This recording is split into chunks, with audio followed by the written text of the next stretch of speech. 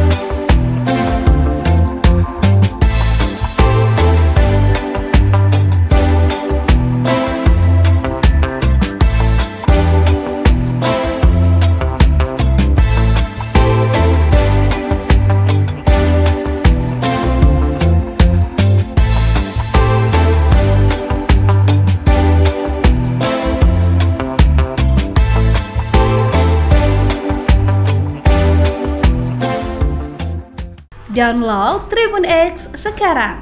Menghadirkan lokal menjadi Indonesia.